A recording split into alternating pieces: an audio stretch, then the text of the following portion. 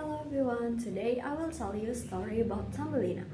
But before that, let me introduce myself.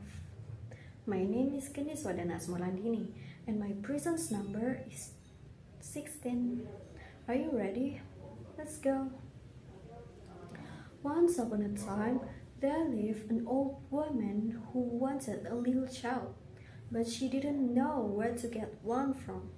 So one day, she went to an old witch and said to her, "I should like to have a little child. Can you tell me where can I get one?" The witch answered, "Oh, that can be easily managed. Here, take this. Plant this barley corn in a flower pot and see what will happen." Days had passed, and now the barley corn has grew bigger.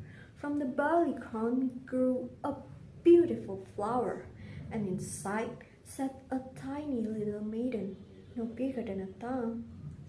The old woman named her Little Tiny or Thumbelina. Thumbelina slept in a walnut shell with a rose leaf quilt.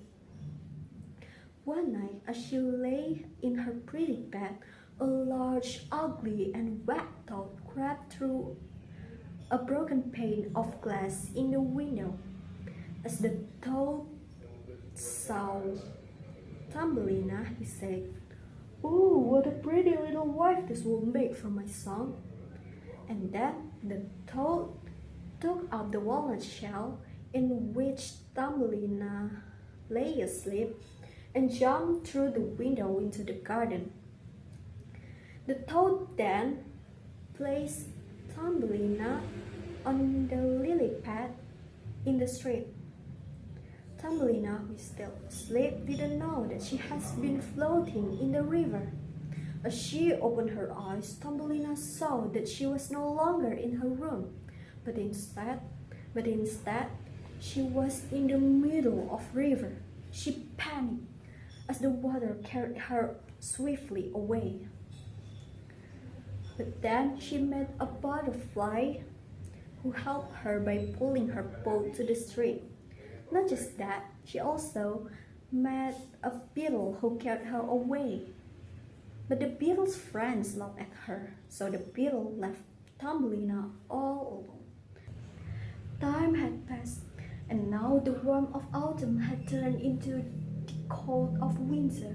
Snow began to fall, and poor Thumbelina had no shelter to keep her warm. Thumbelina shivered in hunger as the cold breath of winter swept her over. But like finding a warm fire in the heart of winter, a field mouse took pity on her and welcomed her into her house. "Hey there, do you want to stay with me?" asked the mouse kindly.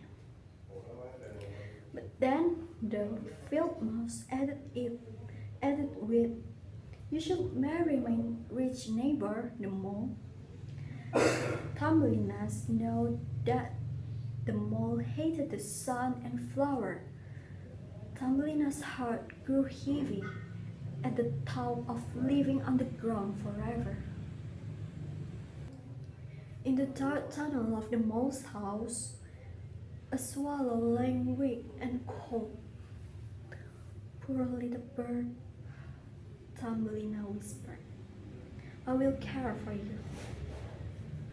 Then Thumbelina covered him with hay, brought him food, and nursed him back to health. When spring came, the swallow asked Thumbelina to fly away with him. But Thumbelina rejected his offers,